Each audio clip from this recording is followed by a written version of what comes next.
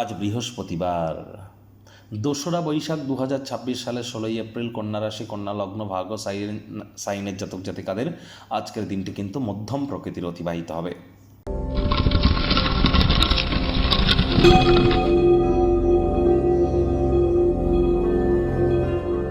ভিডিওটির শুরুতেই স্ক্রিনে আপনারা দেখতে পাচ্ছেন গুরু প্রণাম মন্ত্র। অখণ্ডমণ্ডলাকারং ব্যাপ্তং ইয়েন চরাচরম তৎপদং দর্শিতং ইয়েন তস্मै শ্রী গুরবে নমঃ।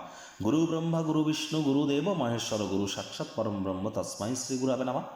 এটি আপনারা আজ অবশ্যই পারলে ১০৮ বার, না পারলে অন্ততপক্ষে ৩০ বার আপনারা জপ করুন, নিজের ভাগ্যকে যদি আপনারা মহিমান্বিত করতে চান।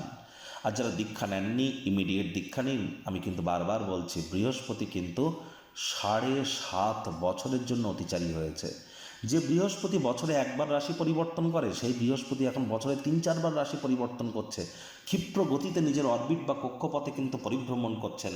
এ সময় তারাই প্রোটেকশন পাবেন যারা দীক্ষিত। চারপাশের পরিস্থিতি নিশ্চয়ই দেখতে পাচ্ছেন। আর্থিক সংকট, সামাজিক সংকট, রাজনৈতিক সংকট, পারিবারিক সংকট, স্বাস্থ্য সংকট, মানসিক সংকট, পরিবেশের সংকট, দূষণের ক্ষেত্রে যদি দেখেন তাহলে সকল ক্ষেত্রেই কিন্তু সংকটময় পরিস্থিতি চলছে।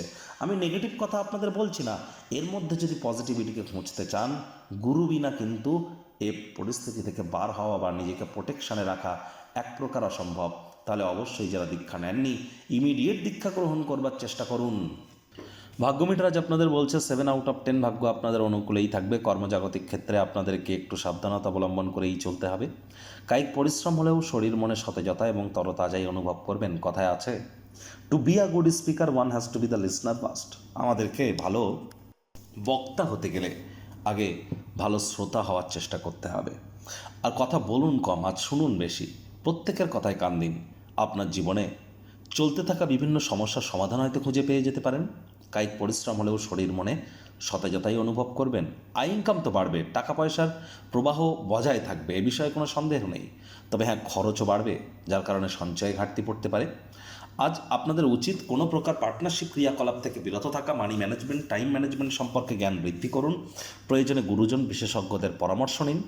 চাকরিজীবীদের অফিসে কম কথা বলে কাজ বেশি করতে হবে। মনের থেকে মস্তিষ্ককে বেশি দাম দিতে হবে। অফিসটি কিন্তু প্রেম, বন্ধুত্ব, শত্রুতা বা কোনো সম্পর্ক করবার জায়গা নয়। সম্পর্ক করার ইচ্ছা হলে অফিসের বাইরে গিয়ে করুন, তা না হলে কিন্তু বসের কুনজরে পড়ে যেতে পারেন। রাজনীতিবিদ যারা আছেন, জনসংযোগ বৃদ্ধি করুন। হার্ডওয়ার্ক, কঠোর কায়িক পরিশ্রমের কোনো বিকল্প কিন্তু নেই। আজ শিক্ষার্থী বিদ্যার্থীরা যে কোনো প্রকার পরীক্ষা প্রতিযোগিতায় সফলতা প্রাপ্তি করবেন। উচ্চশিক্ষার জন্য যারা বিদেশ যাত্রার কথা ভাবছিলেন, ভাগ্যদেবীও আপনাদের পক্ষেই আছেন। সন্তান সন্ততিও আপনাদেরকে গর্বিত করবে। হাউস ওয়াইফদের জন্য দিনটি এক প্রকার বেশ।